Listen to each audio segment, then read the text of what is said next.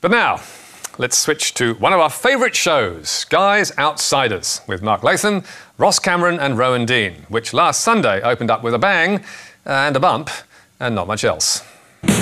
Live from the Sky News Centre, this is Outsiders.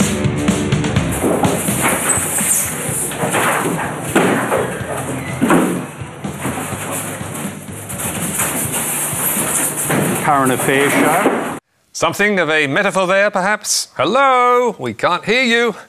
Yes, the show with three old white men on the panel, and I speak as one myself, gets an audience of only 31,000 people each week. But host Mark Latham likes to boast they're in touch with real Australia. Of course, we're the absolute antithesis of ABC insiders, where you get a bunch of overpaid journalistic elites sitting around on the couch agreeing with each other.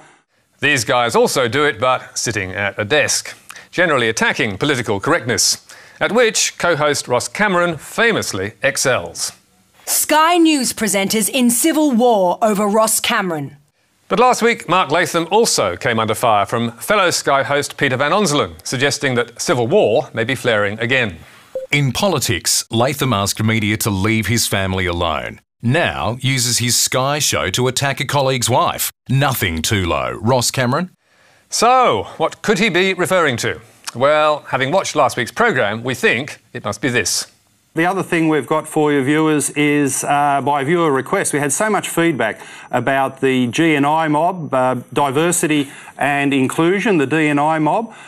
So we've gone to the trouble of identifying some of the people campaigning in corporate and government Australia for diversity, and I'm going to bring them up here.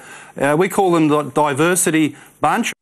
Yes, the Diversity Bunch. And first for a spanking was that colleague's wife, Ainsley Van Onselen. You've got at the top left Ainsley Van Onselen, who's been at Westpac pushing diversity, giving the gongs out to the rich and privileged women. Singling out Van Onselen's wife for ridicule was never likely to go unremarked. And sure enough, 2 days later, Peter Van Onselen and Christina Keneally fired back on air with some ridicule of their own.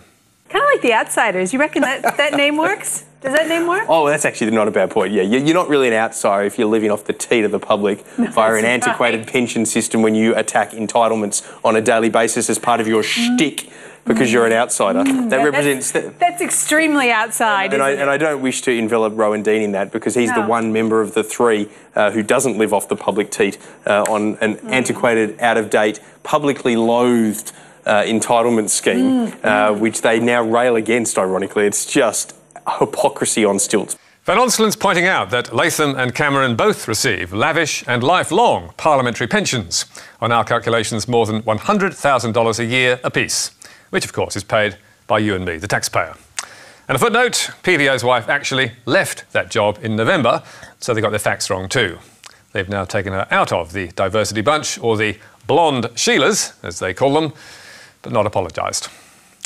And you can read more about tonight's stories on our Facebook page or our website, where you can read a response from Today Tonight, get a transcript and download the programme. You can also catch up with us on iView and contact me or MediaWatch on Twitter.